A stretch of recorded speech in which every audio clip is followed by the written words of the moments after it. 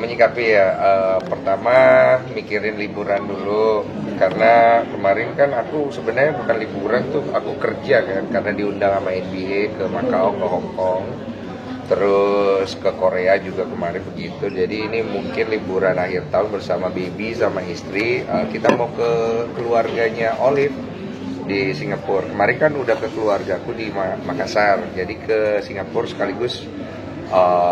Mungkin aku udah bisa sounding. Jadi kemarin itu kalau nggak salah di bulan Oktober September, kalau saya nggak salah, Papa Olive itu sudah berpulang.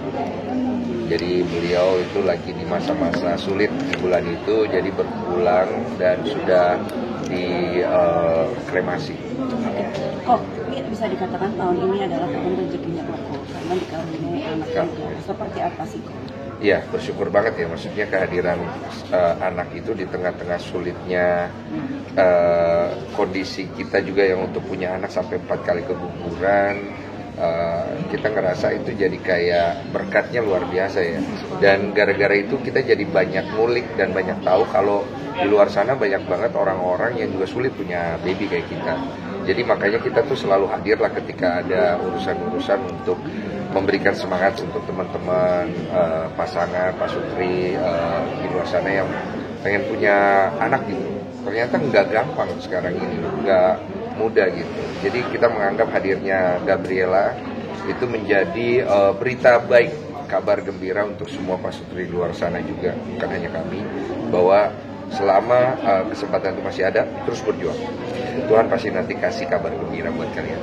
Pak Densu, tahun ini kan di rumah kayak sudah mau menemani anak kayak kemarin juga berenang, menemani tumbuh kembang anak juga. Nah, seperti apa sih? Seneng ya, lucu ya. Maksudnya ada perasaan baru yang timbul ketika kita punya baby ya.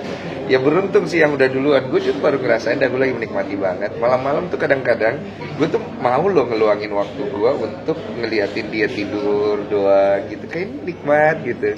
Terus kadang-kadang pengen bangunin padahal dia lagi tidur, cuma kan kasihan masih tidur, tapi ya udahlah bangunin aja gitu. Terus capek nidurin dia lagi, terus ngelihat dia bertumbuh setiap hari dan hal-hal baru yang bisa dilakukan buat aku tuh kenikmatan yang ya memang siapa yang dibilang orang bener ya. Maksudnya kalau lu punya baby nanti bro beda gitu. Dan itu bener, beda banget. Itu bisa dikatakan kayak nggak mirip anaknya. Makasih ya. Sampai sempat minder katanya. Iya, itu kan awal-awal gue posting kan nggak ada yang muji mirip gua, semuanya bilang mirip Olive. Tapi bener juga pas gue liat-liat, ya matanya mah mirip banget sama Olive. Terus dalam hati gue, enggak lah pasti berubah. Gue tunggu sebulan kagak berubah, masih mirip Olive. Jadi gue awal-awal, jadinya bukan anak gue ya. Lagi gue nanya dokternya, dok ini anak saya kan dok ya, anaknya ya mas ya.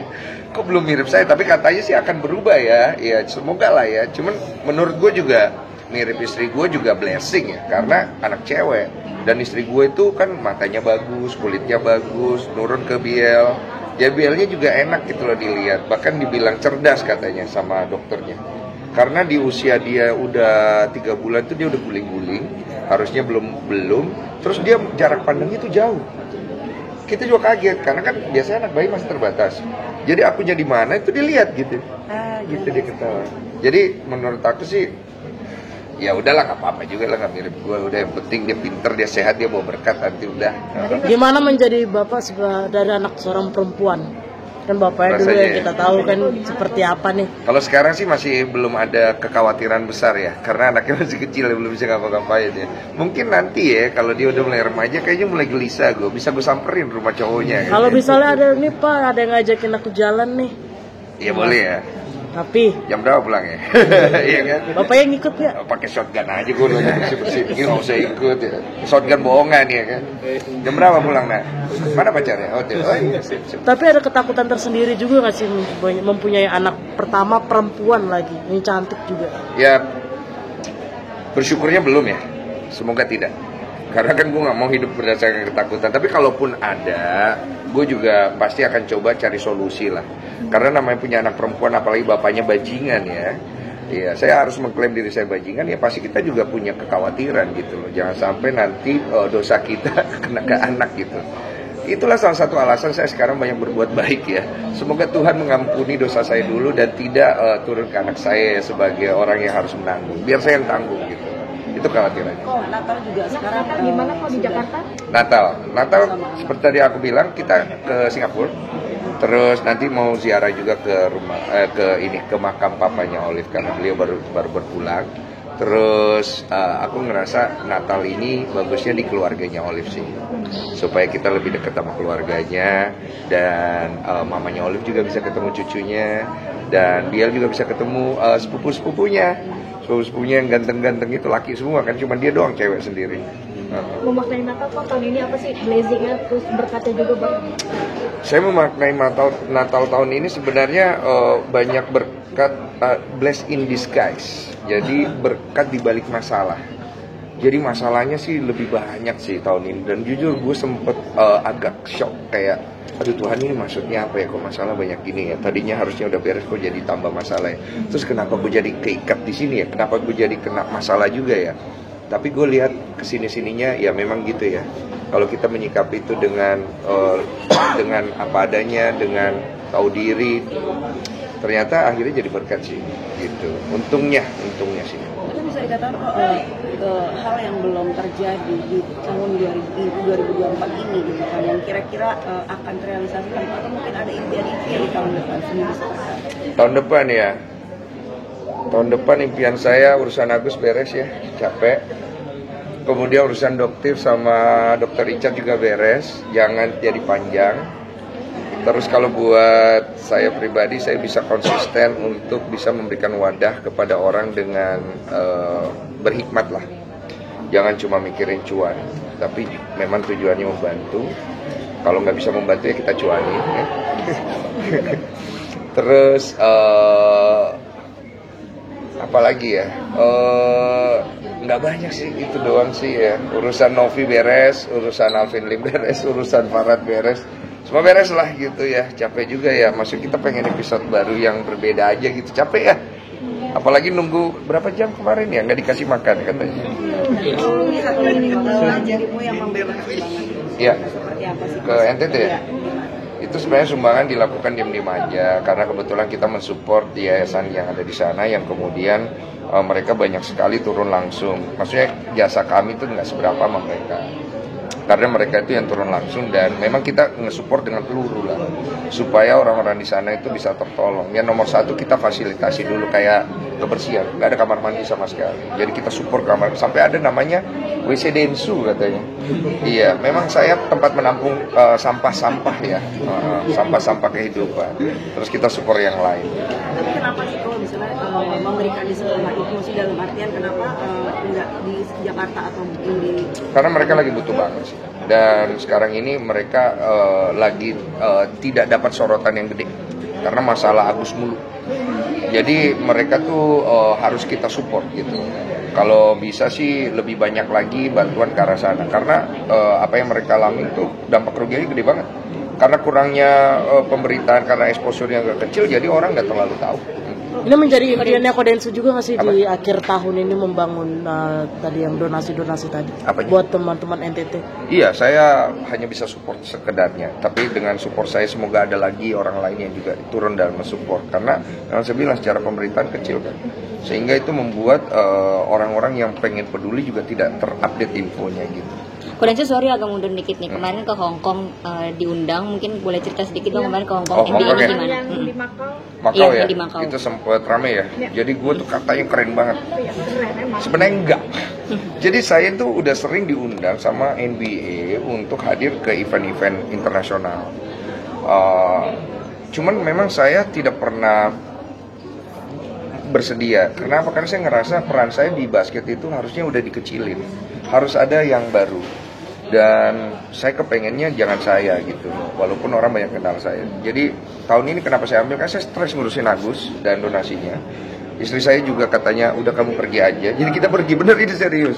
Jadi kayak refreshing aja. Dan sampai di sana ternyata saya kaget. Ini asli saya kaget pas saya udah selesai. Banyak banget artis-artis terkenal ada di situ. Kayak ada Jessica, SNSD. Saya kan nggak tahu, Jadi gue muncul lah di belakang dia rame. Terus orang-orang, kok ada Bang Densu. Terus ada Bright.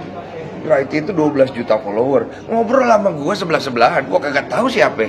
Terus dia nyapa gue duluan, sopan banget. Jadi kan pas pemanasan, dia kan udah pemanasan sendiri. Gue lihat nih orang main basketnya kok nggak terlalu jago lah, tapi bisa.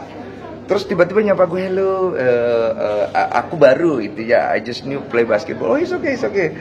Saya dari Indonesia. I'm Bright, kata dia. Oh ya, Bright, I'm Denny gitu. Dan hati gue, siapa ya? So asik. Pas dilihat 12 juta follower cuy, lebih terkenal dari gue. Apa kabar hidup gue? Tapi untungnya gue nggak bersikap kurang ajar ya. Jadi pesona gue tetap baik. Terus gue nyobain lapangan akrilik, LED. Terus gue lempar belakang masuk, rame. Terus gue main. Jadi karena gini, gue kan pemain basket ya. Ketika gue ketemu pemain NBA, ya gue trash talk. Maksudnya kita main gitu, habis itu we are friend gitu dan close. Jadi orang mungkin ngerasa kayak gila pergaulannya dia di circle-nya serem ya. Berapa negara kok? Negara. Di sana tuh yang diundang pemain legend-legend NBA. Kemudian dari artis-artis Taiwan, artis Hong Kong, sama artis Thailand. Satu-satunya yang dari Indonesia gue doang. Sisanya tuh dari 3 negara itu. Jadi gue datang pas di panggil namanya kan semua artis itu kan terkenal di situ. Gue doang kagak ada tepuk tangan. Gue tepuk tangan sendiri aja. Sepi guys, gitu. Tapi pas di sosmed baru, who is this guy? Why very famous? Kata ya. Semakin sombong. Tipis lah, agak pipis dikit. Iya. Ya, gimana ya? Jangan lah ya. Berarti dengan adanya kemarin tuh pengen balik lagi ke ranah basket lagi nggak sih? Kok kayak jadi bikin usaha kayak klub, bikin klub basket misalkan? Yang ngurus klub kayak gitu. Enggak lah, jangan lah. Udah lu jangan kasih gue jabatan-jabatan aneh lah sama bisnis-bisnis aneh. Tapi pengen nggak kok? Pengen nggak? Kepikiran mungkin melintas Bisnis ide di Mohon maaf ya, saya nggak kepengen apa-apa ya. Saya tuh kepengennya cuman hidup baik-baik aja. Saya dipercaya orang. Ya apapun bisnis, apapun itu yang nanti saya kerjakan, ya udah mengalir aja. Saya nggak pengen bikin apa gitu, enggak. Tapi ngarahin anak ke atlet nggak? Anak enggak sih. Kalau dia pengen jadi atlet kita support. Kalau enggak ya udah nggak usah. Jadi tergantung si anak nanti dia kepengen jadi apa. Kali-kali dia pengen jadi pengacara. Iyalah. Kayak siapa? Hah? Kayak Bang Farhat ya. Satu lagi. Bang Farhat kan pengacara. Satu lagi bang. Kayak siapa? Satu lagi. Satu lagi mungkin jadi kayak Novi ya. Punya yayasan peduli.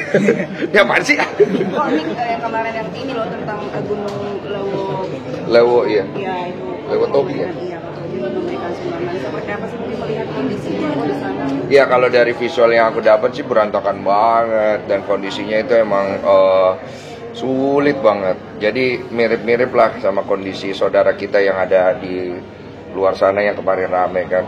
Jadi gue pikir memang kita nih jangan sampai lupa loh. Maksudnya ada saudara kita ya juga yang di sana itu yang membutuhkan uluran tangan sekarang ini dan urgent gitu. Jangan agus mulu kita gitu.